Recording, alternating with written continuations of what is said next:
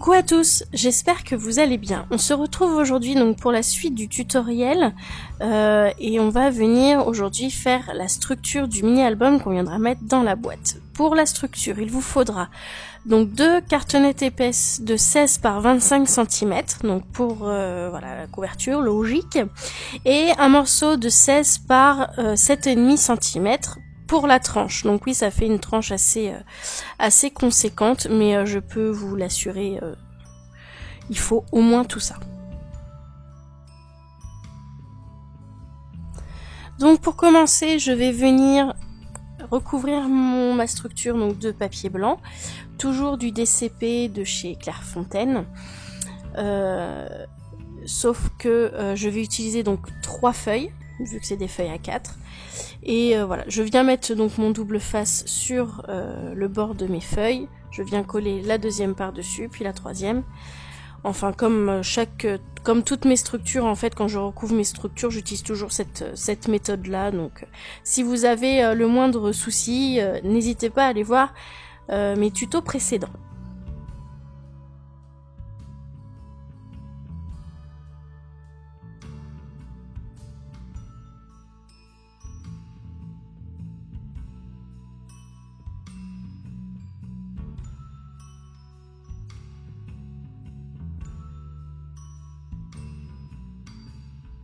Donc une fois les feuilles préparées, je positionne ma cartonnette pour essayer d'être à peu près au centre de mes 3 feuilles, histoire de ne pas avoir trop de perte de papier.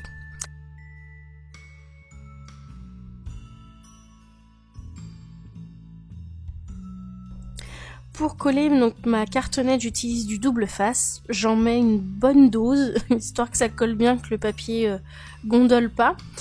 Et je viens tout simplement coller sur mon papier blanc. Je commence toujours par le centre, puisqu'après c'est plus facile de positionner et de coller en fait les couvertures. Bien évidemment, je fais exactement la même chose pour les couvertures. Je mets à fond du double face sur mes 2 grandes cartonnettes que je viens positionner donc à côté de ma tranche, en laissant quand même un bon espace entre les 2 cartonnettes, puisque vu qu'après on va rajouter du papier et tout ça, pour la fermeture de l'album, ça évitera que le papier déchire, craque, enfin que ça pète quoi.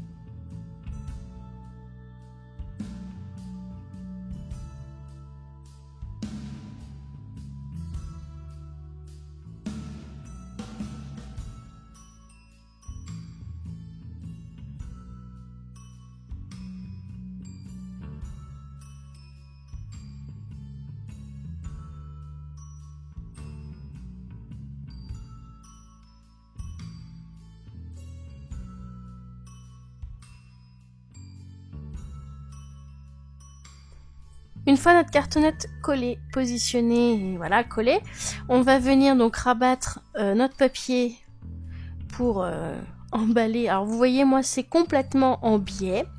J'ai craqué mon slip, mais un truc de dingue. Je sais pas pourquoi que c'est en biais comme ça, hein, faut pas chercher.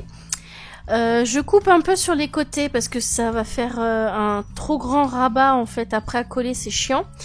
Donc du coup en fait je coupe sur mes 2 côtés. Ou sur juste un seul, je ne sais plus.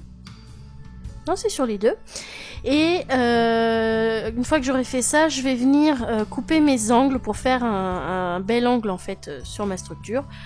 Tout ça comme d'habitude, on ne change pas une équipe qui gagne.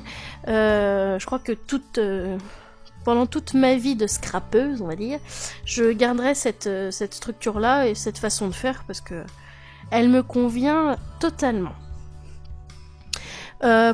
Pour les coins, bien sûr, laisser une marge entre...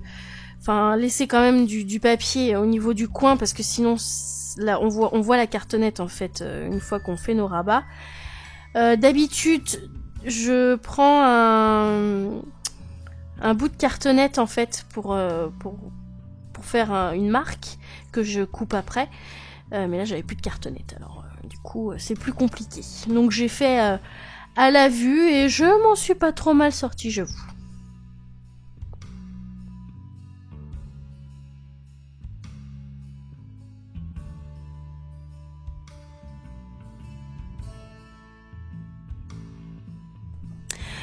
Ensuite, on va venir mettre du double face donc sur notre papier et sur la cartonnette. J'en mets toujours à deux endroits parce que la cartonnette est forcément plus grande que le petit bout de rabat qu'on a, donc au moins on est sûr que le papier colle bien. Je fais ça pour les quatre côtés. J'en mets vraiment partout.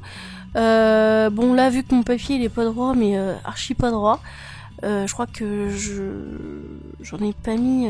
Enfin bref, d'habitude j'en mets sur les quatre côtés et sur le papier et sur la cartonnette. J'en mets vraiment sur les deux pour être sûr de chez sûr.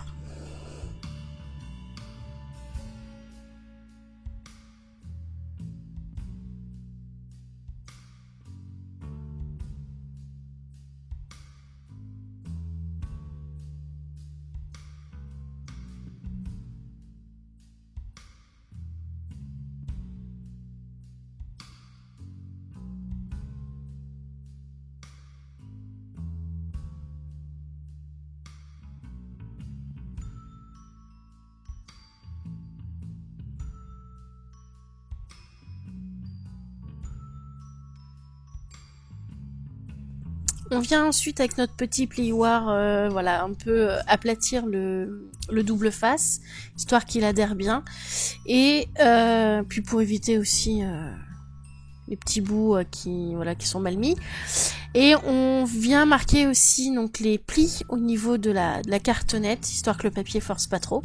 Et on va venir donc coller le tout. Alors on y va progressivement, on y va doucement. Voilà, on travaille un petit peu le papier, histoire de que ça déchire pas et que tout soit bien collé, bien comme il faut.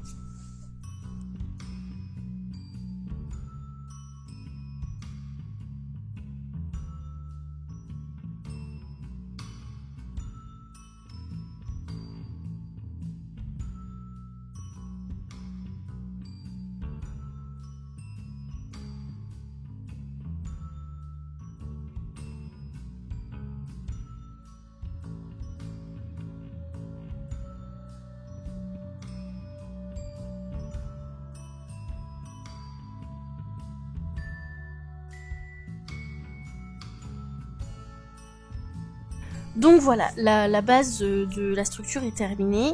Je viens juste marquer les plis au niveau de la tranche pour pas que le papier déchire, pas que ça force de trop. Et du coup, voilà. On va venir maintenant attaquer la reliure. Donc moi je fais toujours une reliure accordéon, parce que c'est pas simple, mais moi j'arrive mieux comme ça.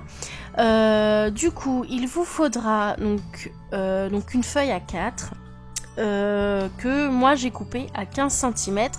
Donc 15 cm c'est la hauteur de mes pages. Donc voilà. Et je garde en fait la longueur de ma feuille à 4, donc 29,7. Donc 15 par 29,7 du coup.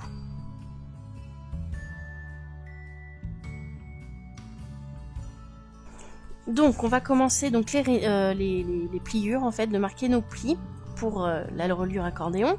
Alors, on va commencer à 1/8 de inch, le premier trait. Je viens ensuite compter 4 encoches et je viens tracer mon trait, donc du coup à 2/5/8. Ensuite, à 3 inch, donc à 3 encoches, 1, 2, 3, je tire, 1, 2, 3, je trace ma pliure. Ensuite, je refais à 4 encoches. Et en fait, voilà, ça nous fait des groupes en fait. Donc on a 4, donc une marche de 4 et 2 marches de 3. encoche. Donc, parce qu'après j'ai pu regarder les inches en fait. Donc là j'ai fait mon encoche de 4, encoche de 3 et une deuxième encoche de 3. Encoche de, enfin 4 encoches, 3 encoches et 3 encoches.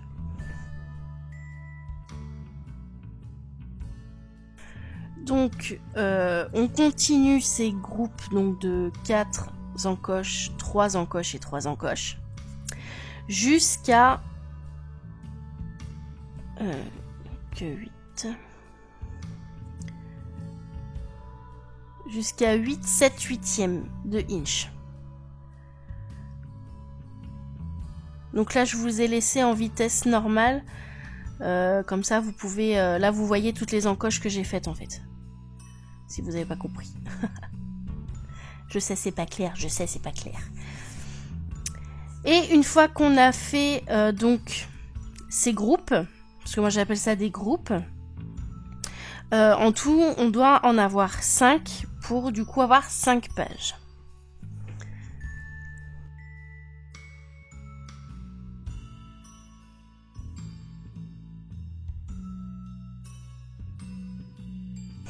On va venir maintenant marquer nos plis et coller. Alors en fait vous allez coller les deux groupes de 3 ensemble. Donc en fait le groupe de 4 est l'espace entre chaque page. Et les groupes de 3 sont les rabats pour les pages en fait.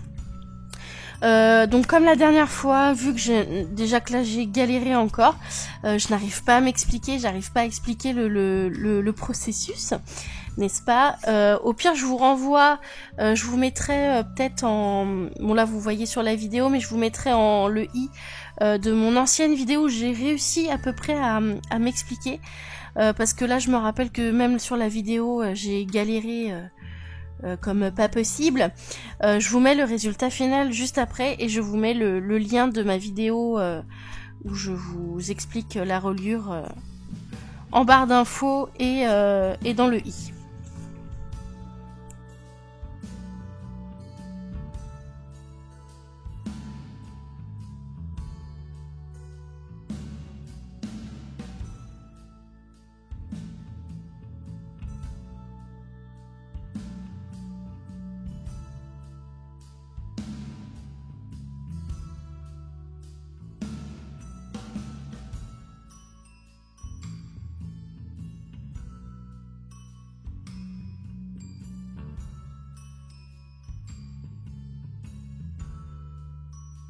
Donc voilà le résultat une fois tous nos plis marqués.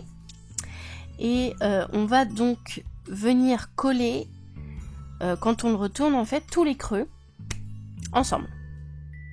Donc là où je vous montre en fait avec mon doigt, c'est là où il faut mettre de la colle. Bon bah moi mon habitude, j'utilise d'habitude du double face. Là je prends donc ma colle en stick de chez Action qui colle super bien et qui est vrai. Par contre c'est vrai que pour ça elle est super pratique. Et je viens mettre de la colle donc dans mes creux, tout simplement.